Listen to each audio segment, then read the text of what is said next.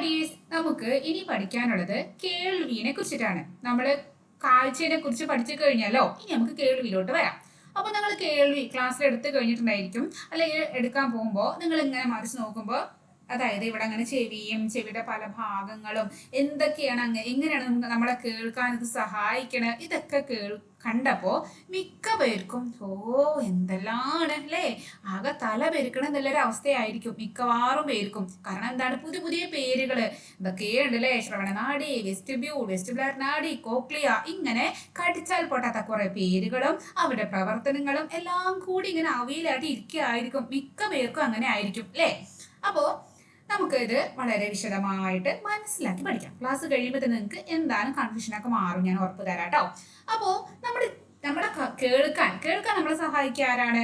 ചെവിയാണ് അല്ലേ. നമ്മുടെ ചെവിയിലൂടെയാണ് നമ്മൾ കേൾക്കുക. ചെവിക്ക് ഈ കേൾവി എന്നുള്ള ആ ഒരു ഡ്യൂട്ടി മാത്രമാണോ, കേൾക്കാൻ സഹായിക്കാൻ ഒരു ഡ്യൂട്ടി മാത്രമല്ല, ചെവിക്ക് വേറെ ഡ്യൂട്ടി കൂടി. എന്താണ് ഇതാ? ശരീര തുലനാവസ്ഥ പാലിക്കുക. എന്താ അത് ബാലൻസ് തെറ്റി വീഴില്ലേ. അപ്പൊ ബാലൻസ് തെറ്റാതെ നമ്മൾ ബാലൻസോട് നടക്കാൻ സഹായിക്കണത്, ഇരിക്കാൻ സഹായിക്കണേ, കിടക്കാൻ സഹായിക്കണ ആരാണ്? നമ്മുടെ ചെവിയാണ്. അപ്പൊ ചെവിയാണ് ചില്ലറക്കാരനല്ല. രണ്ട് ഡ്യൂട്ടിയാണ് ഇരിക്കണത്. എന്താണ്? ഒന്ന് കേൾക്കാൻ സഹായിക്കേണ്ടത്, രണ്ടാമത്തത് ശരീര തുലനാവസ്ഥ പാലിക്കാൻ അതിനും സഹായിക്കുന്നുണ്ട്. മനസ്സിലായല്ലോ. ഇനി നമ്മളെ ചെവിന്റെ അകത്തേക്ക് നമ്മൾ പോവാട്ടോ. അപ്പോൾ ഇതാ ഇവിടെ പുറത്തിരിക്കുന്നത് നമ്മൾ ബാഹ്യകർണം. നമ്മൾ പുറത്ത് കാണുന്ന ഈ ചെവിയാണ് നമ്മൾ ബാഹ്യകർണം. ആ ബാഹ്യകർണത്തിൽ എന്തൊക്കെ വരും നമുക്ക് ജസ്റ്റ് നോക്കാം. അപ്പോൾ ഇവിടെ നമുക്ക് പറയുകയാണെങ്കിൽ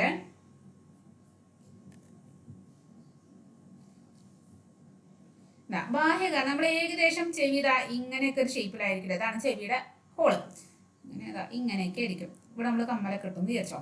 ഇവിടെ കമ്മലൊക്കെ ഉണ്ട്. ഒരു പെൺകുട്ടിയുടെ ചെവിയാന്ന് വിചാരിച്ചോ. ഓക്കെ. അപ്പൊ ഒരു സൗണ്ട് ഇത് കൂടി ഇങ്ങനെ കേൾക്കുന്നുണ്ട്. ഇവിടെ ഒരു ചെണ്ട എന്തോ കൂട്ടണ ഒരു ഡ്രം അടിക്കുന്ന ഒരു സൗണ്ട് ഇങ്ങനെ ഉണ്ട്. ഒരു വെടി പൊട്ടുന്ന സൗണ്ട് ആണ്. അപ്പോ ഈ നമ്മൾ ചെവിന്റെ ഉള്ളിലേക്ക് നമ്മളിങ്ങനെ കടക്കുമ്പോ നോക്ക്, ഇതെന്താണ്? ഇത് നമ്മളെ പുറത്തിരിക്കണ അല്ലെ. പുറത്തുള്ളതിന് ബാഹ്യം എന്നല്ലേ നമ്മള് പറയാ. അപ്പൊ ബാഹ്യകാരണമാണ് ഇതുള്ളത്. അപ്പോ ഈ നമ്മളിങ്ങനെ കമ്മലൊക്കെ ഈ ഭാഗത്ത് നമുക്ക് പറയും ചെവിക്കുട എന്ന് പറയും. എന്താണ് പറയാ? ചെവിക്കുട. ചെവിയുടെ കുടയാണ്. എന്നിട്ട് ഈ ചെവിക്കുട നേരെ ഇങ്ങോട്ടാ പോണത്. ഒരു കുഴലാണ്, ഇങ്ങനെ ഒരു നാളം പോലെ ഒരു കുഴലിലോട്ട് ഇങ്ങനെ കൊടുക്കാണ്.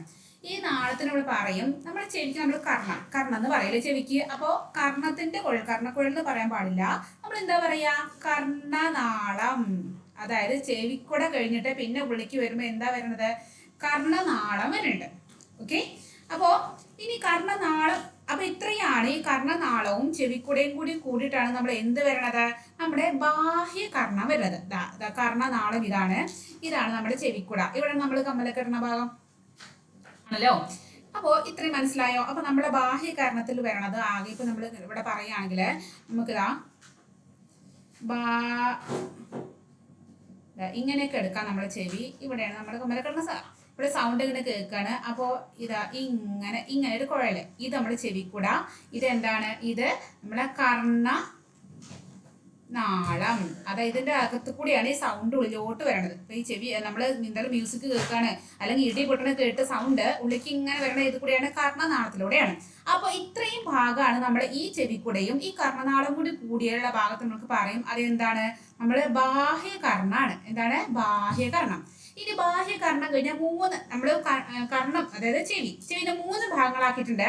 ബാഹ്യം ഏറ്റവും പുറത്തിരിക്കണത്, പിന്നെ അതിന്റെ ഉള്ളിലേക്ക് കടന്നാല് മധ്യകർണം ഉണ്ട്. അതിന്റെ ഏറ്റവും അകത്തുള്ളതാണ് നമ്മളെ ആന്തരകർണം. അപ്പോ നമ്മള് ബാഹ്യകർണം പഠിക്കല് കഴിയും. ആകെ അവിടെ എന്താണ്? ചെവിക്കുടയും കർണനാളം മാത്രമേ ഉള്ളൂ. ഇനി അവിടെ നമ്മൾ എങ്ങോട്ട് പോവാണ്? നമ്മൾ മധ്യകർണത്തിലോട്ട് പോവാണ്. അപ്പൊ മധ്യകർണത്തിൽ നമ്മൾ ആരൊക്കെ കാത്തിരിക്കണം നമുക്ക് നോക്കാം. അവിടെയും ആള് സിമ്പിൾ ആയിട്ട് വലിയ കാര്യമായിട്ടൊന്നും ഇല്ല. ഇതാ അപ്പൊ മധ്യകർണതാ ഇവിടെ കേട്ടോ. അപ്പൊ മധ്യകർണത്തേക്ക് കടക്കുമ്പോ ഈ ബാഹ്യകർണത്തിന് മധ്യകർണത്തേക്ക് കടക്കുമ്പോ അവർ ഡോറ് പോലെ അവിടെ ഇരിക്കുന്ന പ്രവേശനം അവിടെയാണ് പ്രവേശിക്കുന്നിടത്തുള്ള പ്രവേശന കവാടം എന്നൊക്കെ പോലെ ഗേറ്റ് ആയിട്ട് ഇരിക്കുന്നത് ആരാന്നറിയോ? അതാണ് നമ്മളെ കർണപടം. എന്താണ്? എന്ത് പടമാണ്? കർണപടം. അപ്പോ ഇതാ ഇവിടെ നമ്മൾ വരയ്ക്കുകയാണെങ്കിൽ ഇപ്പോ ഇതാ ഇവിടെ കർണപടാണ്. കർണപടം എന്ന് പറഞ്ഞാൽ നമ്മള് എന്തുപോലെ എന്ന് പറയാ, നമ്മള് ഒരു ഇപ്പൊ ഗ്രാമഫോൺ ഒക്കെ കണ്ടിട്ടില്ലേ? അതിന്റെ കൊട പോലെ ഒരു കുട പോലെ എന്തുണ്ട്, കർണപടം ഉണ്ട്. അപ്പോൾ കർണപടം ഇങ്ങനെ ഇരിക്കുന്നുണ്ട് ഇവിടെ, ഇങ്ങനെയൊക്കെ ആയിട്ട് അങ്ങനെ ഒരു കുട നിർത്തിവെച്ച പോലെ. അപ്പൊ നമ്മൾ കൊടുക്കണ നമ്മൾ ഇവിടെ നിന്ന് വന്ന ഈ സൗണ്ട് ഈ കർണപടത്തിലോട്ട് വന്നിട്ടാണ് ഇത് ടച്ച് ചെയ്യാം. അപ്പൊ നമ്മളോട് പറയുന്നത് ഈ കർണപടം ചെറിയൊരു പാട പോലെയാണ്. പെട്ടെന്ന് പൊട്ടിപ്പോയാൽ നമ്മൾ പറയും, നമ്മൾ ബെഡ്സ് ഒക്കെ ചെവി വന്നിട്ട് തോണ്ടിരുന്നൊക്കെ പറയില്ലേ, നമ്മൾ ബെഡ്സ് കൊണ്ടൊക്കെ ചെവി ക്ലീൻ ആക്കുമ്പോൾ ഒന്നായിട്ട് ഉള്ളിൽ കയറിയാൽ ഈ കർണപടത്തേക്കാണ് എത്തിയാലേ കർണപടം പൊട്ടിപ്പോകും. കർണാളത്തിന്റെ അവിടെ നമ്മൾ ഇവിടുത്തെ വേസ്റ്റ് ഒക്കെ നമ്മൾ ചെവിക്കായൊക്കെ നമ്മൾ എടുക്കാറുണ്ട്. പക്ഷെ ഇവിടേക്ക് പോകുമ്പോൾ നമുക്ക് അവിടെ തട്ടാൻ പാടില്ല, അത് അത്രയും സോഫ്റ്റ് ആണ്. അപ്പൊ ഇതാണ് അപ്പൊ നമ്മള് ഇവിടെ ഈ കർണപടം തുടങ്ങിയിട്ട് പിന്നെ ആരായി മധ്യകർണായിട്ടോ. അപ്പൊ കർണപടത്തില് ബാഹ്യകർണത്തില് ഇനി വേറെ ആരുള്ളത് നോക്ക്, ഇതാ മൂന്ന് അസ്ഥികളാണ് നമ്മുടെ ശരീരത്തിലെ ഏറ്റവും ചെറിയ അസ്ഥിക്ക് ഇവിടെ ഇരിക്കണത്, കുഞ്ഞസ്ഥി. അപ്പൊ ആ 3 അസ്ഥികളാണ് ഇവിടെ ഇരിക്കണ ഇവിടെ ഉള്ളത്. അസ്ഥി ശൃംഖല എന്ന് കണ്ടില്ലേ, മാലിയസ്, ഇൻകസ്, സ്റ്റേപ്പീസ് എന്നാണ് അവരുടെ പേരുകളൊക്കെ. അപ്പോ ഇവിടെ നിന്ന് അങ്ങോട്ട് ഉള്ളിലേക്ക് കയറിയിട്ട് ഇവിടെ നിന്ന് ഉള്ളിൽ കയറിയ ഇവിടെ ഒരു അസ്ഥി, ഇവിടെ ഒരു അസ്ഥി, ഇവിടെ അങ്ങനെ 3 അസ്ഥികൾ ഉണ്ട് കേട്ടോ. 3 അസ്ഥികളാണ്, ഇവരാണ് മാലിയസും ഇൻകസും സ്റ്റേപ്പീസും. അപ്പോൾ ഇത്രയും കഴിഞ്ഞാൽ നമ്മൾ എന്തായി, ഇതാണ് നമ്മുടെ മധ്യകർണം. മധ്യകർണം കഴിഞ്ഞു, മധ്യകർണം. അപ്പോ മധ്യകർണവും നമ്മൾ പഠിച്ചു കഴിഞ്ഞു, അതുപോലെ ബാഹ്യകർണം പഠിച്ചു കഴിഞ്ഞു. ബാഹ്യകർണത്തിൽ ആരൊക്കെ ഉള്ളത്, ചെവിക്കുടയും ഉണ്ട്, നമ്മളെ ചെവിക്കുട, അതുപോലെ കർണനാളം ഇവിടെ എഴുതിയിട്ടുണ്ട്. ഇനി നമ്മള് ഇവിടേക്ക് വന്നപ്പോ നമ്മള് മധ്യത്തേക്ക് വന്നപ്പോ മധ്യത്തിൽ ആരൊക്കെ ഉണ്ട്, ഇവിടെ നമ്മളെ ഈ ഭാഗം ഇങ്ങനെയുള്ള ഒരു കുട നിർത്തിച്ച പോലെ ഇതാണ് നമ്മളെ കർണപടം. കർണപടം ഉണ്ട്, അതുപോലെ അസ്ഥികളും ഉണ്ട്. അസ്ഥി ശൃംഖല 3 അസ്ഥികളുണ്ട് കേട്ടോ. അപ്പൊ ഇപ്പൊ 2 എണ്ണം പഠിച്ചു കഴിഞ്ഞു. അതായത് ഇതാണ് നമ്മളെ ബാഹ്യം, ഇതാണ് നമ്മള് മധ്യം. ഇനി ഇവിടെ നിന്ന് ഉള്ളിലേക്ക് കടക്കുമ്പോഴാണ് നമ്മൾ ആരോടത്തേക്ക് കടക്കണത്, നമ്മുടെ ആന്തരകർണം. അവിടെയാണ് കുറേ പ്രധാനപ്പെട്ട തട്ടുപൊളിപ്പൻ പരിപാടികളൊക്കെ നടക്കണത് എവിടെയാണ്, ഇത്രയാണ് മധ്യകർണം. ഇനി ഇവിടെ നിന്നുള്ള ഭാഗമാണ് നമ്മളെ ആന്തരകർണം. അപ്പൊ ആന്തരകർണത്തിന് ഇനി എന്തൊക്കെയാ നോക്കാം. ആന്തരകർണത്തിന്റെ ഉള്ളിലേക്ക് വരുമ്പോ പിക്ചർ ഒന്ന് കാണിച്ചു തരാം, അവിടെ ശരിക്കും പിക്ചർ കാണിക്കണം. അതാ ഇവിടത്തൊക്കെയുണ്ട്, സെമിസർക്കുലർ കനാലുണ്ട്, ശ്രവണ നാഡിയുണ്ട്, വെസ്റ്റിബുലാർ നാഡിയുണ്ട്, കോക്ലിയ ഉണ്ട്, വെസ്റ്റിബ്യൂൾ ഉണ്ട്. ഇത്രയും കർണനാളം ഒക്കെ എവിടെയാണ്, ഈ കർണപടവും ഈ അസ്ഥിശൃംഖലയും മധ്യത്തിലാണ്. അപ്പൊ ഇത്രയും ലൊട്ടിലൊടുക്ക് സാധനങ്ങളൊക്കെ പാടെ വന്നത് എവിടെയുള്ളത്, നമ്മുടെ ആന്തരകർണത്തിലാണ്. അപ്പൊ കുറെ പഠിക്കാൻ എവിടെയുള്ളത്, ആന്തരകർണത്തിലാണ്. അപ്പോ ഇപ്പൊ നോക്കുമ്പോൾ നിങ്ങൾക്ക് ഭയങ്കര ബുദ്ധിമുട്ടായി തോന്നും. സെമി സർക്കുലർ കനാല്, ശ്രവണ നാഡിയുണ്ട്, വെസ്റ്റിബുലാർ നാഡി, വെസ്റ്റിബ്യൂള്, കോക്ലിയ, ഇങ്ങനെയൊക്കെ ഉണ്ട്. അപ്പൊ നമുക്ക് ഇനി ഓരോ ഭാഗങ്ങളെ കൃത്യമായിട്ട് പഠിക്കുമ്പോൾ ശരിക്കും മനസ്സിലാവും കേട്ടോ. ഇപ്പൊ കൺഫ്യൂഷൻ ആവേണ്ട ആവശ്യമില്ല. അപ്പൊ അവിടെ നിങ്ങൾ ചോദിച്ചിട്ടുണ്ട്, ഇപ്പൊ ഇത്രയും കാര്യങ്ങൾ മനസ്സിലാക്കുക. ഇപ്പൊ ബാഹ്യകർണവും മധ്യകർണം നിങ്ങൾക്ക് ഏകദേശം മനസ്സിലായി വിചാരിക്കുന്നു. ഒന്നിന് ചെവിക്കുട, കർണനാളം, ഇവിടെ കർണപടം, അസ്ഥിശൃംഖല, ഇവിടെ നമ്മൾ കാര്യമായിട്ട് പഠിക്കുന്നുണ്ട്. അപ്പൊ നിങ്ങൾക്ക് ഒന്നും കൂടി മനസ്സിലാവും കേട്ടോ. ഇനി ഇവിടെ മുഖ്യ കർണഭാഗവും ഭാഗങ്ങളും അവിടെ എഴുതാൻ പറഞ്ഞിട്ടുണ്ട്. അപ്പൊ നമുക്ക് എഴുതാണെങ്കിൽ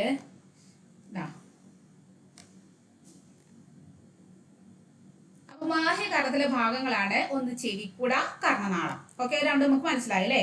പിന്നെ മധ്യകർണത്തിലെ ഭാഗങ്ങളാണ് കർണപടം, അസ്ഥിശൃംഖല. കർണപടം ഉണ്ട് നമ്മളെ ഡ്രം പോലെ, നമ്മുടെ എന്താ പറയാ, കർണപടം കണ്ടാൽ ശരിക്കും എന്തുപോലത്തൊന്നും നമ്മളെ ഗ്രാമഫോണൊക്കെ, നമ്മൾ ബഷീറിന്റെ ഫോട്ടോ ഒക്കെ, നമ്മൾ വൈക്കം മുഹമ്മദ് ബഷീറിന്റെ ഫോട്ടോന്റെ സൈഡിൽ എപ്പോഴും ഒരു ഇത് കാണാറില്ലേ, ഗ്രാമഫോൺ. അതിന്റെ ഇങ്ങനെ തുറന്നിരിക്കുന്ന പൂ പോലെയുള്ള പാട്ട് കേൾക്കുന്ന സാധനല്ലേ, അതുപോലെയുള്ള ആ ഒരു ഷേപ്പിലുള്ള കർണപടം. പിന്നെ ആന്തരകർണത്തിലുള്ള ആൾക്കാർ കുറെ ഉണ്ട്, 5 ആൾക്കാരുണ്ട്. സെമി സർക്കുലർ കനാലുണ്ട്, ശ്രവണ നാഡി, വെസ്റ്റിബുലാർ നാഡി, വെസ്റ്റിബ്യൂള്, കോക്ലിയ, ഇവരൊക്കെ എവിടെ ഉള്ളതാണ്, ആന്തരകർണം. ആന്തരകർണം നിങ്ങൾക്ക് മനസ്സിലായിട്ടില്ലാന്ന് എനിക്ക് അറിയാം, മനസ്സിലാക്കി തരാം കേട്ടോ. അവിടേക്ക് എത്തിയിട്ടില്ല നമ്മള്. അപ്പോൾ എല്ലാം കൂടി ഒരുമിച്ച് പറഞ്ഞാൽ നിങ്ങൾക്ക് ഡൗട്ട് ആവും.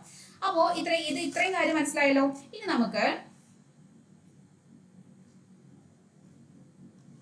അവിടേക്ക് പോകുമ്പോ ചെവിക്കുടയുടെ ധർമ്മങ്ങൾ എന്തൊക്കെയാ നോക്കാം. അപ്പൊ ശബ്ദ തരംഗങ്ങളെ കർണനാളത്തിലേക്ക് നയിക്കുന്നു. എന്താണ് ശബ്ദ തരംഗങ്ങൾ, അതായത് ചെവിക്കുട എന്ന് പറഞ്ഞത് ഏതാണ്, ഇത് നമ്മളെ ചെവി, നമ്മൾ ഇങ്ങനെ കാണുന്ന ചെവിയില്ലേ, ഇതാണ് ചെവിക്കുട. ഇയാളുടെ ഡ്യൂട്ടി എന്താണ്, ഇവിടെ എവിടെയെങ്കിലും വരുന്ന ഇവിടെ പടക്കം പൊട്ടുന്ന സൗണ്ട് ആട്ടോ, അത് പടക്കട്ടെ ഏത് പൊട്ടിയെ ആ സൗണ്ട് ശബ്ദ തരംഗങ്ങളെ കർണനാളത്തിലേക്ക് ഇങ്ങനെ നയിച്ചു കൊണ്ടുവരുന്നത്. കർണനാളം ഇവിടെ ഉണ്ട്, ഈ കർണനാളത്തിലേക്ക് ഇങ്ങനെ നയിച്ചു കൊണ്ടുവരുന്ന ആരാണ്, നമ്മുടെ ചെവിക്കുടയാണ്. അതുപോലെ തന്നെ ശബ്ദം ഏത് വശത്ത് നിന്നാണ് എത്തുന്നത്, അതായത് ശബ്ദം എവിടെ നിന്നാണോ, കുറെ ദൂരത്ത് നിന്നാണോ, അടുത്തു നിന്നാണോ, വലതു ഭാഗത്തുനിന്നാണോ, ഇടതു ഭാഗത്തുനിന്നാണോ, മുന്നിൽ നിന്നാണോ, പിറകുന്നാണോ, ഇങ്ങനെയൊക്കെ അതിന്റെ ആ സൈഡ് എവിടെ, ഏത് വശത്ത് നിന്നാണ് ശബ്ദം വരുന്നത് മനസ്സിലാക്കുന്നത് എവിടെ, ആരാണ്, എന്താണ്? ഈ ചെവിക്കൂടെയാണ്. അതുപോലെ അന്യവസ്തുക്കൾ കയറാതെ കർണനാളത്തെ ഒരു പരിധി വരെ സംരക്ഷിക്കും. കർണനാളം വേറെ കുഞ്ഞൊരു കുഴലാണ്, നിങ്ങൾ കൂടെ വലുതാക്കിയിട്ടൊന്നല്ല. നമ്മുടെ ചെവിന്റെ അകത്തുള്ള നമുക്ക് ഏകദേശം അറിയാലോ. അതിലേക്ക് വേറെ വസ്തുക്കളൊന്നും കയറാണ്ട്, ഉറുമ്പോ കാറ്റോ വണ്ടോ അല്ലെങ്കിൽ പൊടിപടലങ്ങളൊന്നും കയറാതെ മാക്സിമം ഇങ്ങനെ പൊതിഞ്ഞ് സംരക്ഷിക്കും. ഒരു കവറായിട്ട് ഇനി ഇരിക്കുന്ന ആളാണ് നമ്മളെ ചെവിക്കുട. ഓക്കെ, ഇനി നമ്മുടെ കർണനാളത്തേക്ക് വരിക കേട്ടോ. കർണനാളത്തിന്റെ സവിശേഷതകൾ നോക്കാം. കർണനാളം എന്ന് പറഞ്ഞാൽ എന്താണ്? ചെവിക്കൂടെ കഴിഞ്ഞിട്ട് വരണ ഈ ഭാഗത്ത് നമ്മൾ പറയാ എന്ത്? കർണനാളം എന്ന് പറഞ്ഞാല് ഇവിടെ നിന്ന് വരും ചെവിക്കൂടെ നിന്ന് വരുന്ന ഈ ശബ്ദത്തിന് ഈ കർണനാളത്തിലേക്ക് എത്തി. അപ്പോൾ ഈ കർണനാളത്തിൽ ഈ കർണനാളം ഇപ്പൊ എന്താണ്? ഇവിടെ കർണപടം ഉണ്ട്, നമ്മൾ പറഞ്ഞ ഇങ്ങനെ കർണപടം ഇരിക്കുന്നുണ്ട്, കർണപടം. അപ്പോൾ ഈ കർണനാളം എന്ത് ചെയ്യും? ഈ ശബ്ദത്തെ ഇങ്ങനെ പടത്തിലേക്ക് എത്തിക്കും. കർണനാളം ഇത്, കർണപടം ഇത്, ഇതാണ് പടം. ഈ പടത്തിലോട്ട് ഇതാണ് കർണപടം. അപ്പൊ കർണപടത്തിലോട്ട് ഈ ശബ്ദം എത്തിക്കുന്നത് ആരാണ്? കർണനാളാണ്. അതുപോലെ അന്യവസ്തുക്കളൊന്നും ഇവിടേക്ക് ഈ കർണപടത്തിലേക്ക് എത്താതെ ഇവിടെ സഹായിക്കും. അപ്പൊ നമുക്ക് എന്താ പറയാ, ഇതൊരു കണക്ട് ചെയ്ത് പഠിക്കാം. ചെവിക്കുട എന്ന് പറഞ്ഞാല് ഈ ഇങ്ങനെയുള്ള ചെവിക്കുട, ഇങ്ങനെയുള്ള ചെവി ഈ ചെവിക്കുട എന്ത് ചെയ്യും? ചെവിക്കുട ഈ കർണനാളത്തിലേക്ക്, ഇതാണ് കർണനാളം, ഈ കർണനാളത്തേക്ക് അന്യവസ്തുക്കൾ കയറാതെ ചെവിക്കുട സംരക്ഷിക്കും. ഇവിടെ കർണപടം ഉണ്ട്. ഈ കർണനാളം, ഇതാണ് കർണനാളം ഈ കർണപടത്തിലേക്ക് അന്യവസ്തുക്കൾ കയറാതെ സംരക്ഷിക്കും. അപ്പൊ ഇങ്ങനെ പരസ്പരം പോകണം. ഇയാളെ സംരക്ഷിക്കും, ഇയാളെ സംരക്ഷിക്കും. ചെവിക്കൂടെ കർണനാളത്തെ സംരക്ഷിക്കും, കർണനാളം കർണപടത്തിനെ സംരക്ഷിക്കും. മനസ്സിലായോ? ഇനി നമ്മുടെ കർണനാളത്തിനെ മാത്രം എടുക്കട്ടെ. ഇതാണ് നമ്മുടെ കർണനാളം, ഒരു നാളാണ്. ഇവിടെ ഇങ്ങനെ ചെവിയുണ്ട്. ഈ കർണനാളം എന്ന് പറഞ്ഞാല് അവിടെ കുറെ കുഞ്ഞു രോമങ്ങളുണ്ട്, അങ്ങനെ ചെറിയ രോമങ്ങളുണ്ട്. അപ്പോൾ ഈ രോമങ്ങളുടെ പ്രത്യേകത എന്താണ്? ഇവർ ഈ വല്ലാതെ പൊടിയും മാലിന്യങ്ങളൊക്കെ ഉള്ളിലേക്ക് വരുന്നത് സംരക്ഷിക്കും. നമ്മളെ മൂക്കിൽ പോലെ തന്നെ, മൂക്കിന്റെ അകത്ത് കുഞ്ഞു രോമങ്ങളല്ലേ, അതുപോലെ ചെവിന്റെ ഈ കർണനാളത്തിന് ചെറിയ രോമങ്ങളുണ്ട്. ഇവര് അന്യവസ്തുക്കളൊന്നും ഇതിന്റെ അകത്തേക്ക് കയറാതെ നമ്മളെ സംരക്ഷിക്കും. അതുപോലെ തന്നെ ഇവിടെ വേറെ കുറച്ച് ഗ്രന്ഥികളുണ്ട്. ആ ഗ്രന്ഥികൾക്ക് പറഞ്ഞ പേരാണ് സെബേഷ്യസ് ഗ്രന്ഥി. അപ്പൊ അതായത് അവര് നമ്മൾ ചെവിക്കായമില്ലേ, കർണമെഴുക് എന്നൊക്കെ പറയും. നമ്മൾ അത് ഓവറായാലും നമ്മളെ ഈ പൊടിയും എന്താണ് എല്ലാം കൂടി മെഴുകും ഒക്കെ പാടാകുമ്പോൾ നമ്മൾ ഇടയ്ക്കൊക്കെ ക്ലീൻ ചെയ്യും. അല്ലെങ്കിൽ പലർക്കും ബുദ്ധിമുട്ടൊക്കെ ഉണ്ടായിരിക്കും, ഡോക്ടറെ പോയി ഡോക്ടറെ കണ്ട് ക്ലീൻ ചെയ്യേണ്ട അവസ്ഥയൊക്കെ ചിലർക്കൊക്കെ ഉണ്ടാവാറുണ്ട്. അപ്പോൾ അവിടെ എന്തുണ്ട്? ഈ കർണമെഴുക്, അതായത് ഒരു വാക്സ് പോലെ, നമ്മള് ചെവിക്കായം എന്നൊക്കെ പറയും, ചെപ്പി എന്നൊക്കെ പറയും. അത് എന്തിനാണ് സഹായിക്കുന്നത്? അത് ഈ പൊടി അവിടെ ഉണ്ട്, ഇവിടെ ഇങ്ങനെ ചെവിക്കായുണ്ട്. അപ്പൊ വല്ലാതെ പൊടിയോ അല്ലെങ്കിൽ വല്ല ഉറുമ്പോ പാറ്റി എന്തെങ്കിലും ഉള്ളിക്കും കിടക്കുമ്പോൾ ഈ ചെവിക്കായം ഒരു പശ പോലെ അതിൽ ഒട്ടിപ്പിടിക്കും. ഇയാളെ ഒട്ടിപ്പിടിച്ച് ഉള്ളിക്ക് കടത്തി വിടില്ല. നമ്മളെ കർണപടം ഇവിടെ ഉണ്ട്, കർണപടത്തിലേക്ക് നിർത്താതെ ഇവിടെ തന്നെ ഇങ്ങനെ അവരെങ്ങനെ എന്താണ് അങ്ങോട്ട് ഉള്ളിക്ക് പോവാതെ സംരക്ഷിക്കും. അതൊക്കെ എവിടെ ഉള്ളത്? നമ്മുടെ കർണനാളത്തിലാണ്. ഇതാണ് നമ്മുടെ കർണനാളം. അപ്പൊ കർണനാളം എന്ത് ചെയ്യും? പൊടിപടലങ്ങളൊക്കെ കർണപടത്തിലേക്ക് എത്തിക്കാതിരിക്കും. അത് കർണപടത്തെ സംരക്ഷിച്ച് നിർത്തേണ്ടത്. അതുപോലെ തന്നെ ഇതിലെ രോമങ്ങളും ഈ സെബേഷ്യസ് ഗ്രന്ഥിയിൽ നിന്ന് ഉത്പാദിപ്പിക്കുന്ന ചെവിക്കായൊക്കെ എന്ത് ചെയ്യും? സെബം ഒക്കെ എന്ത് ചെയ്യും? പൊടിപടലങ്ങളും ചെറിയ പ്രാണികളൊക്കെ ഇതിനകത്തേക്ക് എത്താതെ സഹായിക്കും. അവരൊക്കെ ഈ ചെവിക്കായത്തിൽ ഒട്ടിപ്പിടിച്ചിട്ട് പുറത്തേക്ക് ഇവർ പുറത്തേക്കാനേ. മനസ്സിലായോ? അപ്പൊ ഇതാണ് നമ്മുടെ നമ്മുടെ പുറത്ത്, അതായത് ബാഹ്യകർണത്തിൽ നടക്കുന്ന കാര്യങ്ങൾ ഇത്രയേ ഉള്ളൂ. ഓക്കെ, ഇനി നമ്മൾ എവിടേക്ക് പോകണത്? ഇനി നമുക്ക് പോകേണ്ടത് നമ്മുടെ മധ്യകർണത്തിലോട്ടാണ്. മധ്യകർണത്തിൽ കാര്യമായിട്ടൊന്നുമില്ല, ഒരു കർണപടം ഉണ്ട്. കർണപടത്തിന്റെ മറ്റൊരു പേരാണ് കർണപടം. അതായത് ഇങ്ങനെ നമ്മൾ ഇത് കർണനാളം, ഈ കർണനാളത്തിൽ ഇങ്ങനെ കർണപടത്തേക്ക് എത്തി. ഇതാണ് കർണപടം എന്ന് വിചാരിക്കാം. ഇയാൾക്ക് കർണപടം അല്ലാതെ വേറൊരു പേരുണ്ട്. എന്താണ്? ടിംബാനം. എന്താണ് ടിംബാനം. ഓക്കെ, അപ്പോ ഈ ടിംബാനം പറഞ്ഞ കുഞ്ഞു സാധനം. അതുകൊണ്ടാണ് നമ്മൾ വല്ലാതെ ചെവിയിൽ നമ്മൾ പല സാധനങ്ങളും ഇട്ട് ചെവിയിൽ ഇടാറ്. അതായത് ചിലവർ പലതും ഇടും. അതായത് ചിലവർ കീയൊക്കെ, വണ്ടിയുടെ കീയോ അല്ലെങ്കിൽ വല്ലാതെ ബഡ്സോ അല്ലെങ്കിൽ ഈർക്കിലിയോ അങ്ങനൊന്നും ചെവിയിൽ ഇടരുതെന്ന് പറയാൻ കാരണം എന്താണ്? ഇതിനാകെ 9 to 10 മില്ലിമീറ്റർ ആണ്, കുഞ്ഞതാണ്. അത്ര വ്യാസമുള്ള ഒരു കുഞ്ഞതാണ്. ആള് ഇങ്ങനെ വലുതായി ഇങ്ങനെ കാണിക്കുന്ന പോലെ ആള് ഇത്തിരി കുഞ്ഞനാണ്. അതിന്റെ കനെന്ന് പറഞ്ഞാൽ 0.1 മില്ലിമീറ്ററേ ഉള്ളൂ. കനലാത്തൊരു പാടയാണ്. അപ്പൊ നമ്മളൊന്ന് ഒരു കുഞ്ഞി തട്ടൽ കെട്ടിയാൽ മതി, അതിനവിടെ ഓട്ടയാവും. അപ്പൊ അത് പൊട്ടിപ്പോവും. അപ്പൊ നമുക്ക് ചെവി കേൾക്കില്ല. അപ്പോൾ കർണപടം ഇത്രയേ ഉള്ളൂ. കർണപടത്തിന്റെ മറ്റൊരു പേരാണ് ടിംബാനം. ഇനി മധ്യകർണത്തിലുള്ള മറ്റു കുറച്ച് പേരുണ്ട്. അവരാണ് 3 അസ്ഥികളുണ്ട്. ആ 3 അസ്ഥികൾ, ഒന്നാമത്തെ ആളാണ് മാലിയസ്. രണ്ടാമത്തെ ആളാണ് ഇൻകസ്. മൂന്നാമത്തെ ആളാണ് സ്റ്റേപ്പീസ്. അപ്പൊ ഏറ്റവും ചെറിയ നമ്മുടെ ശരീരത്തിലെ ഏറ്റവും ചെറിയ അസ്ഥി സ്റ്റേപ്പീസ് ആണ്. അപ്പൊ malleus, incus, stapes. Malleus, incus, stapes. ഇനി ഇവർക്ക് എന്താ ഡ്യൂട്ടി നോക്കണ്ടേ? അപ്പോ ഇനി ഇവരുടെ ഡ്യൂട്ടി നോക്കാം. അപ്പോൾ ഈ നമ്മൾ എവിടെ എത്തി? നമ്മള് ഇപ്പൊ ചെവിക്കൂടെന്ന് കർണനാളത്തേക്ക് ശബ്ദം വന്നു. കർണനാളം എന്ത് ചെയ്യും? ഈ ശബ്ദത്തിനെ കർണപടത്തിലേക്ക് എത്തിച്ചു കൊടുത്തു. ഇനി ഈ കർണപടം എന്താ ചെയ്യുക? ഈ കർണപടത്തം, ഈ ശബ്ദതരംഗങ്ങൾ കർണപടത്തിൽ എത്തുമ്പോൾ കർണപടം ഇങ്ങനെ ഒന്ന് ഈ കമ്പനം ചെയ്യും. നമ്മൾ ഇങ്ങനെ ഇളകും. അതായത് വിറയ്ക്കണ പോലെ ഇങ്ങനെ ഇളകും. ഈ എത്ര വലിയ സൗണ്ടാണ് നന്നായിട്ട് ഇളകും. അതായത് ചെറിയ സൗണ്ടാണ് അതിനനുസരിച്ച് ആ സൗണ്ടിന് വരുന്ന ശബ്ദ തരംഗങ്ങൾക്ക് അനുസരിച്ച് ഈ ടിമ്പാനം അല്ലെങ്കിൽ കർണപടം എന്ത് ചെയ്യും? ഒന്ന് അവിടെ കമ്പനം ചെയ്യും. അപ്പോൾ ഈ കമ്പനം നമ്മുടെ മാലിയസ്, ഇൻകസ്, സ്റ്റേപ്പീസിലെ അവർക്ക് എത്തി. അതായത് ഇവിടെ ഇതിനോട് തൊട്ട് തന്നെ നമ്മളെ ഈ കർണപടത്തിനോട് തൊട്ട് തന്നെ നമ്മൾ ഈ 3 അസ്ഥിക്കുട്ടന്മാരോട് ഇരിക്കണ്ടേ, മാലിയസും, ഇൻകസും, സ്റ്റേപ്പീസും.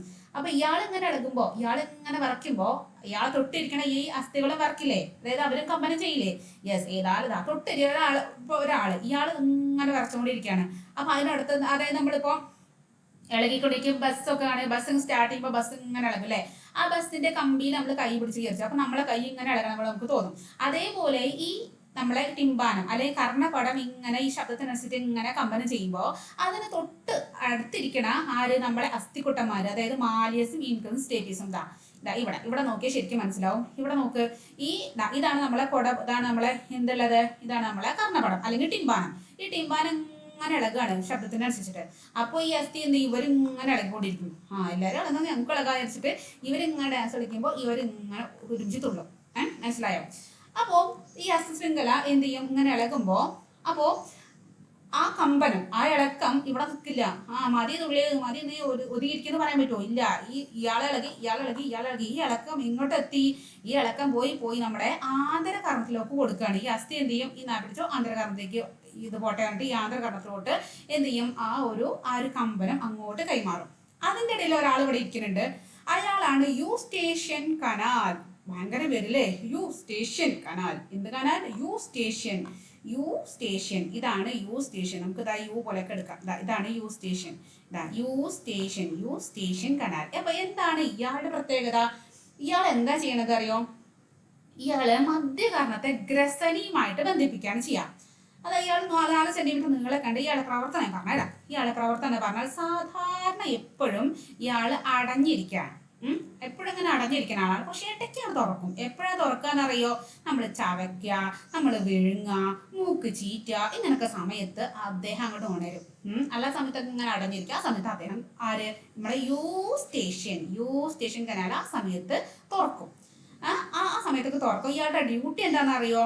അതായത് ഈ നമ്മുടെ കർണപടം അല്ലേ, നമ്മുടെ ടിമ്പാനം, ഇതിന്റെ ഇരുവശത്തുമുള്ള വായുമർദ്ദം തുല്യമാക്കും. അതിന്റെ 2 വശത്തുള്ള വായുമർദ്ദമൊക്കെ തുല്യമാക്കിയിട്ട് ഇങ്ങനെ സംരക്ഷിക്കുകയാണ് ആളുടെ ഡ്യൂട്ടി. അതുപോലെ ഒരു ഡ്യൂട്ടി കൂടി ഉണ്ട്. അതായത് ഈ നമ്മളെ ടിമ്പാനം കഴിഞ്ഞാൽ നമ്മളെ ഇവിടെ അസ്ഥികളും ഒക്കെ ഉണ്ട്. ഇതാണ് നമ്മുടെ മധ്യകർണം. ഈ മധ്യകർണത്തിലെ ശ്ലേഷ്മ ദ്രവങ്ങൾ, നമുക്ക് വേണ്ടത് മ്യൂക്കസ് എന്നൊക്കെ പറയാം. നമുക്ക് ആവശ്യമില്ലാത്ത സാധനങ്ങളൊക്കെ അതിനൊക്കെ ഒഴുക്കി കളയാൻ ആര് സഹായിക്കുന്നുണ്ട്? നമ്മുടെ യൂസ്റ്റേഷ്യൻ കനാൽ സഹായിക്കുന്നുണ്ട്. അപ്പൊ യൂസ്റ്റേഷ്യൻ കനാൽ ആള് സിമ്പിൾ അല്ല, ആളും എന്താ നമുക്ക് ആവശ്യമുള്ളതാണ്. നമ്മുടെ തുലനനില, നമ്മുടെ ഇവിടുത്തെ തുലനനില നമ്മളെ കർണപടത്തിന്റെ ഇരുവശത്തുമുള്ള വായുമർദ്ദമൊക്കെ തുല്യമാക്കാൻ ആര് സഹായിക്കേണ്ടത്? വായുമർദ്ദം അവിടുത്തെ ഈ കർണപടത്തിന്റെ അപ്പുറത്തും ഇപ്പുറത്തും ഇരുവശത്തുമുള്ള വായുമർദ്ദം തുല്യമാക്കിയത് കറക്റ്റായി നിർത്താൻ സഹായിക്കേണ്ടത്. അതുപോലെ ശ്ലേഷ്മൊക്കെ ഗ്രസിനിലേക്ക് ഒഴുക്കി കളയാനും ഇത് ആവശ്യമില്ലാത്തൊക്കെ അതിനും ആര് സഹായിക്കേണ്ടത്? യൂസ്റ്റേഷ്യൻ കനാല് സഹായിക്കുന്നുണ്ട്. മനസ്സിലായോ യൂസ്റ്റേഷ്യൻ കനാലിനെ കുറിച്ചിട്ട്? അപ്പോൾ ഇത്രയും കാര്യം നമ്മൾ ജസ്റ്റ് ഒന്ന് നോട്ടാക്കി നോക്കുകയാണെങ്കിൽ ഇത്രയും കാര്യം നമുക്ക് നോട്ടാക്കി നോക്കാം. അപ്പോൾ ചെവിക്കുടയുടെ ധർമ്മങ്ങൾ ശബ്ദ തരംഗങ്ങളെ കർണനാളത്തിലേക്ക് നയിക്കുന്നു. ശബ്ദം ഏത് വശത്ത് നിന്നും വരുന്നു എന്ന് തിരിച്ചറിയുന്നു. അതാണ് നമ്മൾ ചെവിക്കുട പറഞ്ഞില്ലേ, നമ്മൾ പുറത്ത് കാണുന്നത്. അത് പിന്നെ മൂന്നാമത്തേതാണ് സംരക്ഷണം നൽകുന്നു. ഇപ്പോഴും ഇങ്ങനെ നമ്പേഴ്സ് ഇട്ട് പഠിച്ചാൽ നിങ്ങൾക്ക് ഈസി ആയിട്ട് തോന്നും. അപ്പോൾ 3 എണ്ണാണ് നമ്മുടെ ചെവിക്കുടയുടെ ധർമ്മങ്ങൾ. 3 എണ്ണാണ്. കർണനാളത്തിലേക്ക് നയിക്കുക ശബ്ദങ്ങളെ, ശബ്ദം ഏത് വശത്തു നിന്ന് വരുന്നു തിരിച്ചറിയുക, സംരക്ഷണം നൽകുക. അടുത്തത് കർണനാളത്തിന്റെ സവിശേഷത. ഇനി ചെവി കൂടെ കഴിഞ്ഞാൽ പിന്നെ എവിടേക്കാ വരുന്നത്? കർണനാളത്തിലോട്ടാ വരുന്നത് അല്ലെ. അപ്പൊ ശബ്ദ തരംഗങ്ങളെ കർണപടത്തിലേക്ക് നയിക്കുന്നു, നമ്മുടെ ടിമ്പാനം അല്ലെ കർണപടത്തിലേക്ക് നയിക്കുന്നു. അന്യവസ്തുക്കളിൽ നിന്ന് കർണപടത്തെ സംരക്ഷിക്കുന്നു. അതായത് നമ്മളവിടെ പറഞ്ഞു, അതവിടെ നമ്മൾ എന്താണ് സെബേഷ്യസ് ഇതൊക്കെ പറഞ്ഞില്ലേ, അങ്ങനെ ആ അന്യവസ്തുക്കളൊക്കെ കർണപടത്തിലേക്ക് അന്യവസ്തുക്കളിൽ നിന്ന് കർണപടത്തിന് സംരക്ഷിക്കുന്നു. ഇനി സംരക്ഷണം എങ്ങനെയൊക്കെയാണ് സംരക്ഷിക്കുന്നത് നോക്കാം നമുക്ക്. ഒന്നാമത്തത് രോമങ്ങൾ. കർണനാളത്തിനുള്ളിൽ കാണുന്ന ചെറിയ രോമങ്ങൾ പൊടിപടലങ്ങളും മറ്റു മാലിന്യങ്ങളും ചെവിക്കുള്ളിലേക്ക് പ്രവേശിക്കുന്നത് തടയുന്നു. ഇത് കുഞ്ഞു കുഞ്ഞു രോമങ്ങൾ നമ്മൾ പറഞ്ഞില്ലേ. യെസ്. ഇനി അടുത്തത് സെബേഷ്യസ് ഗ്രന്ഥികൾ. ഈ ഗ്രന്ഥികളിൽ നിന്ന് ഉൽപ്പാദിപ്പിക്കുന്ന കർണമെഴുകും സെബവും അണുനാശക സ്വഭാവമുള്ളതും പൊടിപടലങ്ങളെയും പ്രാണികളെയും ഒട്ടിപ്പിടിച്ച് പുറന്തള്ളാൻ സഹായിക്കുന്നതുമാണ്. അതായത് നമ്മുടെ സെബേഷ്യസ് ഗ്രന്ഥി, അതിനകത്ത് നമ്മളെ ഈ കർണനാളത്തിലുള്ളതാണ്. അവിടെ കർണമെഴുകും സെബം എന്ന് പറഞ്ഞാൽ മെഴുകിനെ എന്താണ് ഒട്ടിപ്പിടിക്കുന്നത് കേട്ടോ, നമ്മൾ ചെവിക്കായല്ലേ. അത് അവർക്ക് എന്ത് പ്രത്യേകത ഉണ്ട്? അവർ അണുനാശക സ്വഭാവമുള്ള, അവർ അണുക്കളൊക്കെ നശിപ്പിക്കാനുള്ള സ്വഭാവമുള്ളവരാണ്. അതുപോലെ പൊടിപടലങ്ങളെയും പ്രാണികളെയൊക്കെ അതിൽ ഒട്ടിപ്പിടിച്ചിട്ട് അതിനെ പുറന്തള്ളാൻ സഹായിക്കും. ഇനി നമ്മൾ മധ്യകർണത്തിലോട്ട് വരികയാണ്. അവിടെ തുടങ്ങുന്നത് തന്നെ കർണപടമാണ്. കർണപടത്തിന്റെ മറ്റൊരു പേരാണ് ടിമ്പാനം. അതിന് വ്യാസം 9 to 10 മില്ലിമീറ്റർ ആണ്. അതിന്റെ കനം 0.1 മില്ലിമീറ്റർ ആണ്. ഇനി മധ്യകർണത്തിലെ പ്രധാന അസ്ഥികളാണ് മാലിയസ്, ഇൻകസ്, സ്റ്റെപ്പീസ്. പിന്നെ ധർമ്മങ്ങളാണ്. ശബ്ദതരംഗങ്ങൾ കർണപടത്തെ കമ്പനം ചെയ്യിക്കുന്നു. ഈ ശബ്ദതരംഗങ്ങൾ വരുന്നു നമ്മുടെ ചെവിക്കൂടെ വഴി കർണനാളം വഴി കർണപടത്തിലെത്തി. ഈ കർണപടം എന്ത് ചെയ്യും? ഈ ശബ്ദതരംഗങ്ങള് ഈ ശബ്ദതരംഗങ്ങൾ എന്ത് ചെയ്യും? കർണപടത്തെ ഇങ്ങനെ കമ്പനം ചെയ്യിപ്പിക്കും. ഈ കമ്പനം മധ്യകർണത്തിലെ അസ്ഥി ശൃംഖല വഴി ആന്തരിക കർണത്തിലേക്ക് എത്തിക്കുന്നു. അതായത് അസ്ഥി ശൃംഖല പറഞ്ഞു, ഒരാള് കർണപടം ഇങ്ങനെ ഇളകാണ്, ആ ഇളക്കം അസ്ഥിക്ക് കിട്ടി. അസ്ഥികൾ എന്ത് ചെയ്യും? ഈ ഇളക്കം ആന്തര കർണത്തിലോട്ട് എത്തിക്കുകയാണ്. അതിനിടയിൽ വരുന്ന ഒരു കനാലാണ് യൂസ്റ്റേഷ്യൻ കനാല്. അപ്പോൾ യൂസ്റ്റേഷ്യൻ കനാലിൽ നമ്മൾ അത് ബന്ധിപ്പിക്കുന്ന ആരാണ്? മധ്യകർണം. നമ്മുടെ മധ്യകർണത്തെ ഗ്രസനിയുമായിട്ടാണ് ബന്ധിപ്പിക്കുന്നത്. അതിന്റെ നീളം 4 സെന്റിമീറ്റർ ആണുള്ളത്. നീളം 4 സെന്റിമീറ്റർ ആണുള്ളത്. ഇനി എങ്ങനെയാണ് യൂസ്റ്റേഷ്യൻ കനാല് പ്രവർത്തിക്കുന്നത് നമുക്ക് നോക്കാം. സാധാരണയായി അടങ്ങിയിരിക്കുന്ന ഈ നാളി ചവയ്ക്കുമ്പോഴും വിഴുങ്ങുമ്പോഴും മൂക്ക് ചീറ്റുമ്പോഴും എല്ലാം തുറക്കും. അതാണ് അതിന്റെ പ്രവർത്തനം. ഇനി അതിന്റെ ധർമ്മം എന്താന്ന് നോക്കാം.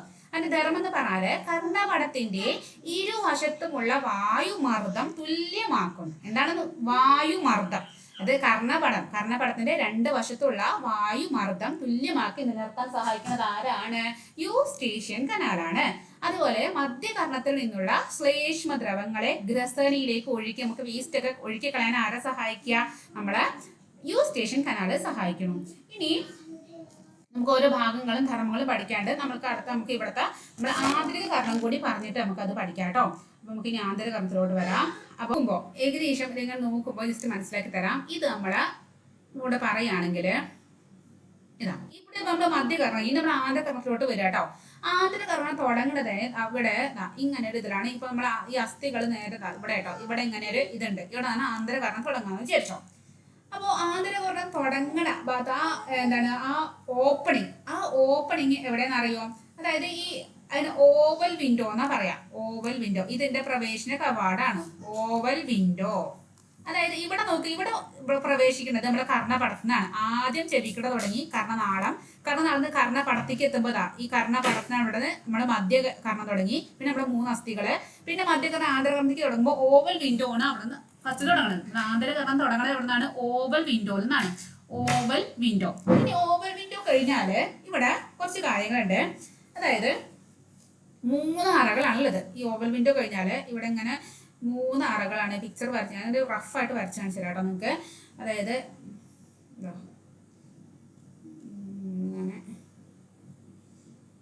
ഇങ്ങനെയൊക്കെ ആയിട്ട് ഇതൊരു അറ, ഇതൊരറ, ഇങ്ങനെ നിങ്ങൾക്ക് മനസ്സിലാവുമ്പോൾ അറിയില്ല, കാണിച്ചു തരാം. അതായത് ഓവൽ വിൻഡോന്ന് ഇങ്ങനെ വന്നു,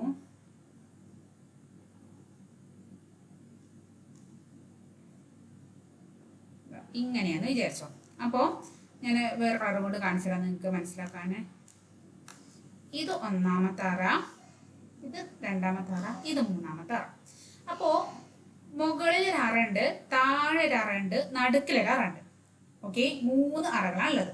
അപ്പൊ ഇവിടെ ഈ പിക്ചർ നോക്കി നമുക്ക് ഒന്നുകൂടി മനസ്സിലാവും. ഇതാ മധ്യ അറയുണ്ട്, മുകളിൽ അറയുണ്ട്, താഴത്തെ അറയുണ്ട്.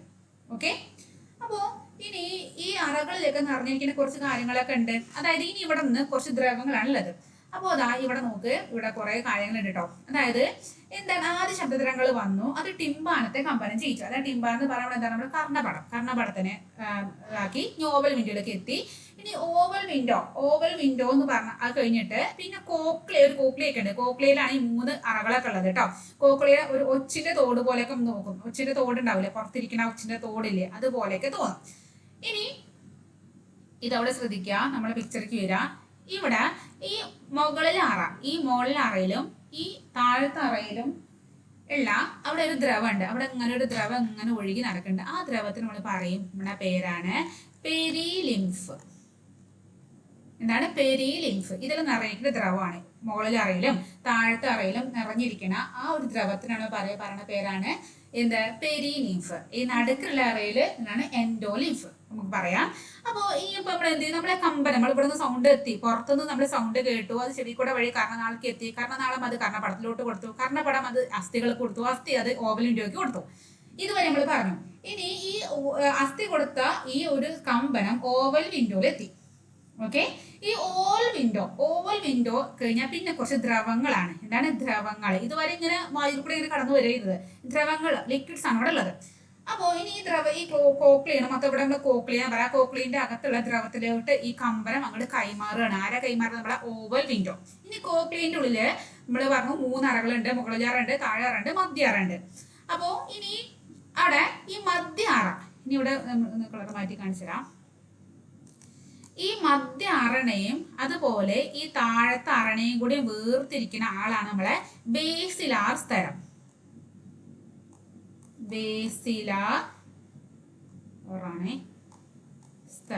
അപ്പൊ ബേസിലാർ സ്തരം എന്ത് ചെയ്യുക, ഈ മധ്യാറ, ഇതാണ് മധ്യാറ. ഈ മധ്യാറണയും ഈ താഴത്തെ അറണ്ട് ഇവർ രണ്ടുപേരും വേർതിരിക്കുന്ന ആളാണ് ബേസിലാർ സ്തരം. ബേസിലാർ സ്തരം. അത്രയും മനസ്സിലായോ?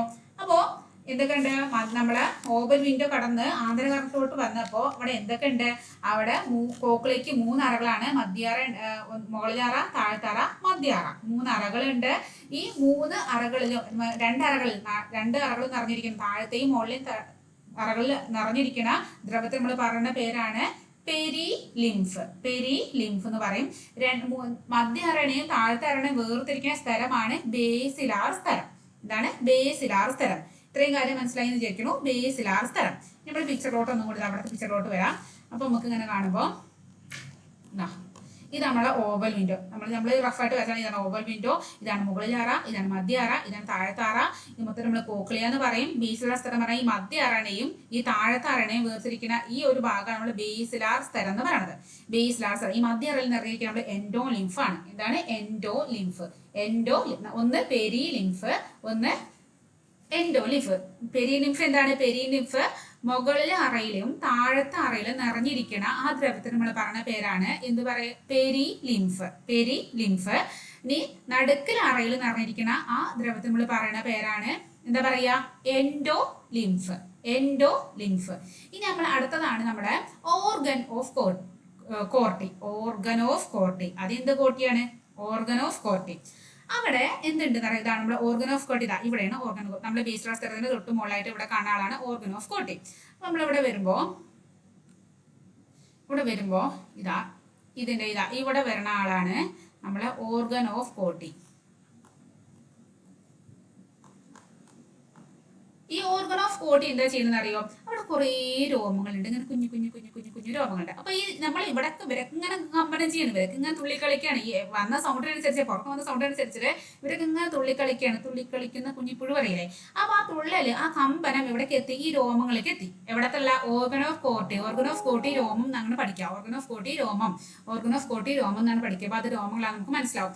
അപ്പോൾ ഈ രോമകോശങ്ങൾക്ക് ഈ ഒരു കമ്പനം അവിടെ കിട്ടും. ആ ശബ്ദത്തെ തിരിച്ചറിയുന്ന കമ്പനം ഓർഗൻ ഓഫ് കോർട്ടിക്ക് കിട്ടി. എന്ത് ചെയ്യും, ഈ ഓർഗൻ ഓഫ് കോർട്ടി എന്ത് ചെയ്യും, ഈ സന്ദേശങ്ങളൊക്കെ മസ്തിഷ്കത്തിലോട്ട് നേരെ വിടും. മസ്തിഷ്കത്തിൽ നമുക്ക് ഇതൊക്കെ പറഞ്ഞു തരണം, ഇങ്ങനെയൊക്കെയാണ് എന്തൊക്കെ നടക്കണമെന്നൊക്കെ കാര്യങ്ങളൊക്കെ. ഇത് ഇന്ന സൗണ്ടാണ് കേട്ടോ എന്നൊക്കെ ആരാണ് നമ്മുടെ നമ്മുടെ മസ്തിഷ്കമാണ്. അപ്പോൾ ഈ ഓർഗൻ ഓഫ് കോർട്ടി രോമകോശങ്ങളാണ്. അവർ ആവേഗങ്ങൾ ഉണ്ടാക്കും. ആവേഗങ്ങൾ ശ്രവണ നാഡി വഴി എവിടേക്ക് എത്തും, നേരെ മസ്തിഷ്കത്തിലോട്ട് നേരെ എത്തും.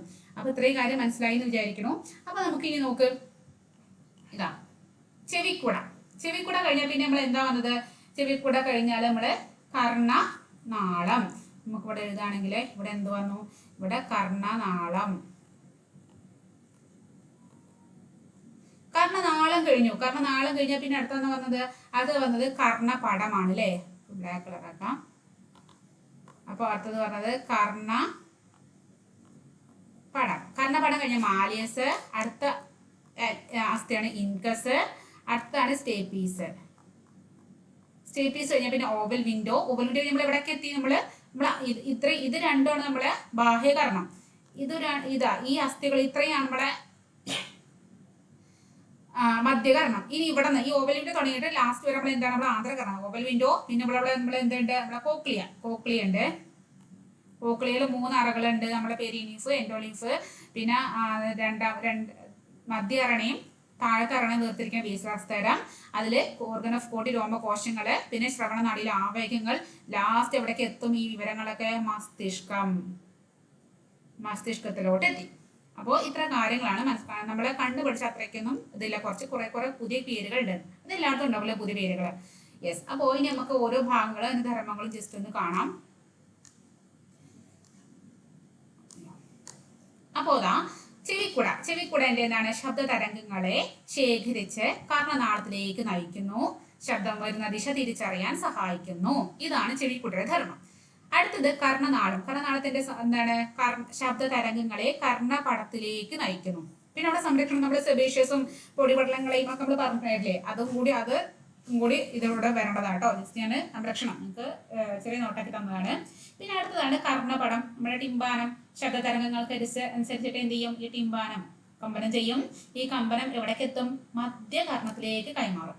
കർണപടമാണ് ഇത് മധ്യകർണത്തിലേക്ക് കൈമാറുന്നത്. ഇനി അവിടെ അസ്ഥി ശൃംഖല ഉണ്ട്. കർണപടത്തിൽ നിന്നുള്ള കമ്പനത്തെ ശക്തിപ്പെടുത്തി ഓവൽ വിൻഡോയിലേക്ക് എത്തിക്കും. ആര്? അസ്ഥി ശൃംഖല.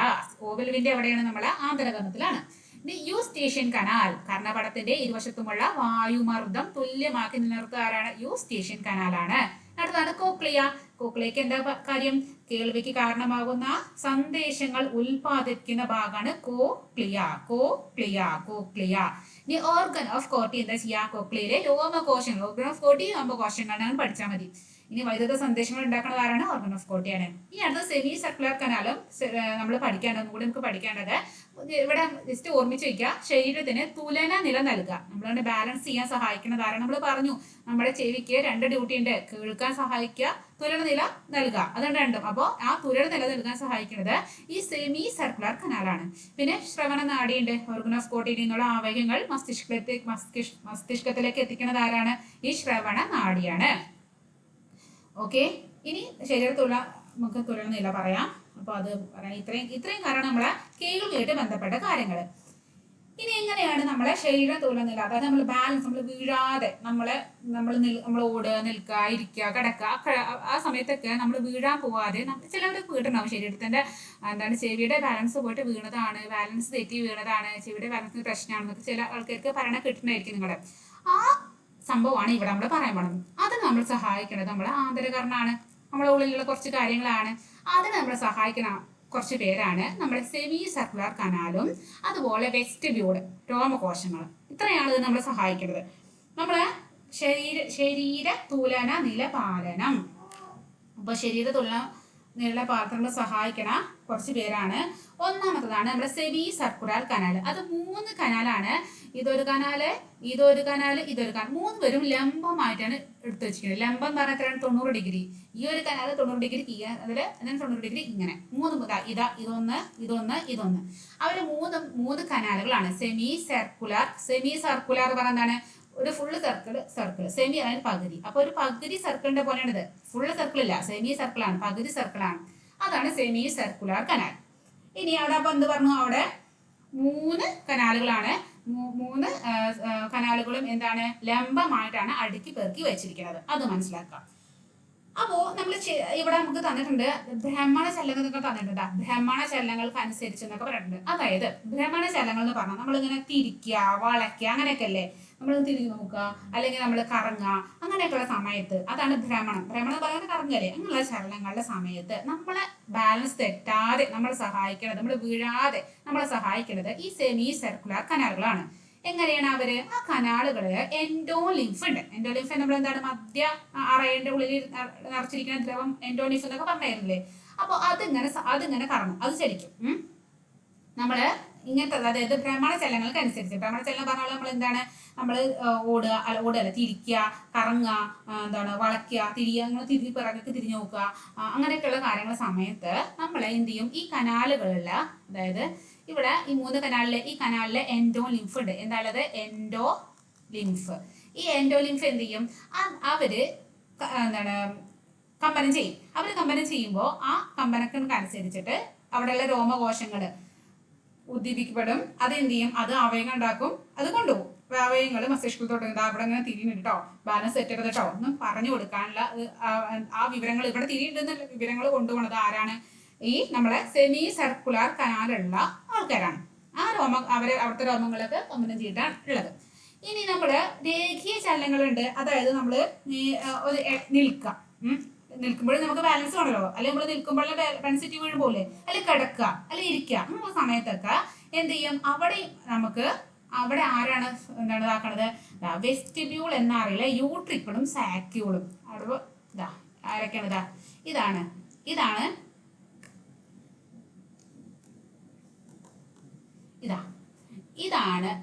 ഇങ്ങനെയൊരു സാധനമുണ്ട്, ഇങ്ങനെയൊരു സാധനമുണ്ട്. ഇതാണ് നമ്മുടെ വെസ്റ്റിബിൾ, മൊത്തത്തിലാണ് വെസ്റ്റിബിൾ.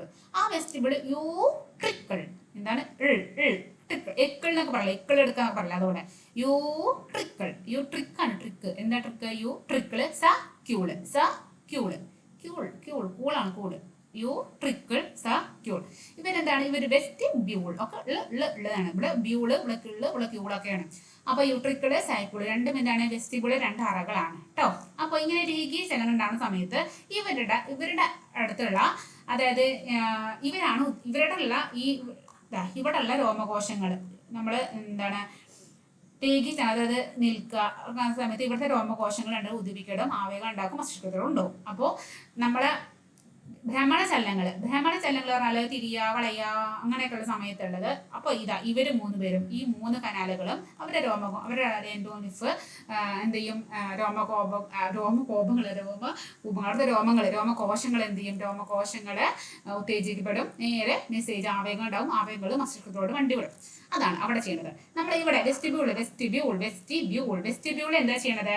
അവിടെ നമ്മള് രേഖീയ ചലനങ്ങൾ, അതായത് ഇരിക്കുക, കിടക്കുക എന്നുള്ള സമയത്ത്, അങ്ങനത്തെ സമയത്തുള്ള ചലനങ്ങളൊക്കെ ഇവിടെയുള്ള രോമകോശങ്ങൾ ഉദ്ദീപിക്കലും മെസ്സേജ് കൊണ്ടുപോകും, ആവേഗം ഉണ്ടാവും, ആവേഗങ്ങൾ നേരെ മസ്തിഷ്കത്തിലോട് വിടും. മസ്തിഷ്കമാണ് അവിടെ അങ്ങനെ ചെയ്യണട്ടോ, ഇങ്ങനെ ചെയ്യണട്ടോ എന്നൊക്കെയുള്ള എല്ലാ കാര്യങ്ങളും അവിടെ ബാലൻസ് ശരിക്കും നമുക്ക് തരുന്നത് ആരാണ്? നമ്മുടെ മസ്തിഷ്കമാണ്.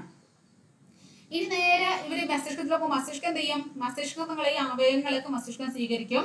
മസ്തിഷ്കം ഇങ്ങനെ നോക്കും, അങ്ങനെയാണ് അല്ലേ കാര്യങ്ങൾ, ഇങ്ങനെ അവിടെ തിരിയുന്നുണ്ട് അല്ലേ. അപ്പൊ കണ്ണ് കാഴ്ചകൾ കൊടുക്കണ്ടാവുമല്ലോ, കണ്ണിലോട്ട് ഓൾറെഡി കണ്ണിന് പണി എടുക്കുന്നുണ്ടാവും, പേശികളുടെ പണികൾ എടുക്കുന്നുണ്ടാവും.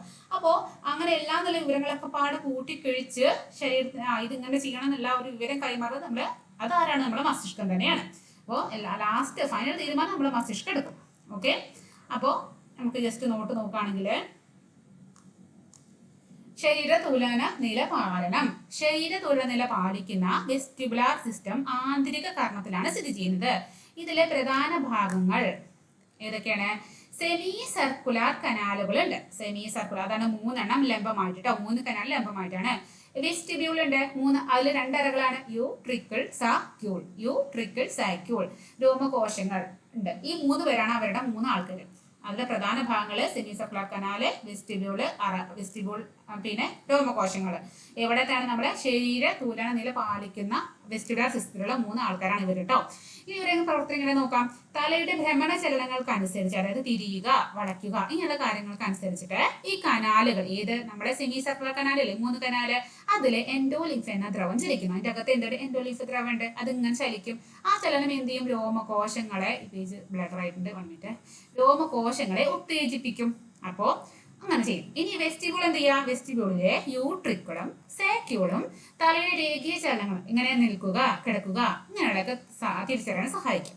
ഓക്കെ, ഇനി നേരെ മസ്തിഷ്കത്തിലോട്ട് വേണ്ടി വിടുകയാണ്. അവിടെ ഉത്തേജിക്കപ്പെട്ട രോമകോശങ്ങൾ ആവേഗങ്ങൾ ഉണ്ടാക്കും. എന്താ ചെയ്യുക? ഈ രോമകോശങ്ങൾ ഉത്തേജിച്ച് നിൽക്കണം, അവർ ആവേഗം ഉണ്ടാക്കും. ഈ ആവേഗങ്ങൾ വെസ്റ്റിബുലാർ നാഡി വഴി മസ്തിഷ്കത്തിലേക്ക് പോകും. ഏത് നാഡി വഴി? വെസ്റ്റിബ്യുലാർ നാഡി. അപ്പോൾ മസ്തിഷ്കം കണ്ണുകളിൽ നിന്നും പേശികളിൽ നിന്നുമുള്ള മറ്റു വിവരങ്ങൾക്കനുസരിച്ച് ശേഖരിച്ച് ശരീരത്തിന്റെ തുലന നില പാലിക്കും. അങ്ങനെ ഒരു ഒക്കെ റെഡിയായി, തുലന നിലയൊക്കെ പാലിക്കാൻ തുടങ്ങി. അപ്പോൾ ഇത്രയും കാര്യം നിങ്ങൾക്ക് മനസ്സിലായി എന്ന് വിചാരിക്കണു. അപ്പോൾ നമ്മൾ കേൾവിയിൽ നമ്മളിവിടെ തുലനനില പറഞ്ഞു, രോമകോശങ്ങളുടെ സ്ഥാനവും മരകളുടെ ദ്രവവും ഒക്കെ പറഞ്ഞിട്ടുണ്ട് അല്ലേ. ഇനി നമുക്ക് കുറച്ച് കാര്യങ്ങൾ ഇവിടെയൊക്കെ ജസ്റ്റ് നിങ്ങൾക്ക് കേൾവിനെ കുറിച്ച് ജസ്റ്റ് കാര്യം പറയാണ്ട് നമുക്ക് ഇതിന് ഗന്ധം കൂടി പറയാണ്ട് ഈ ചാപ്റ്ററിൽ, അടുത്ത ചാപ്റ്ററിൽ പറയാം. അപ്പോൾ ഇത്ര കാര്യം നിങ്ങൾക്ക് മനസ്സിലായി എന്ന് വിചാരിക്കണു. അതായത് ഈ കേൾവിനെ കുറിച്ചിട്ട് നിങ്ങൾക്ക് മനസ്സിലായി എന്ന് വിചാരിക്കണു. അപ്പോൾ ഇതിന്റെ അടുത്ത ഭാഗത്ത് നമുക്ക് അടുത്ത ക്ലാസ്സിൽ കാണാം. അപ്പോൾ ഓക്കെ ബൈ. ക്ലാസ് ഇഷ്ടപ്പെട്ടാൽ ഫ്രണ്ട്സിനൊക്കെ ഷെയർ ചെയ്ത് കൊടുക്കണേ. Okay bye.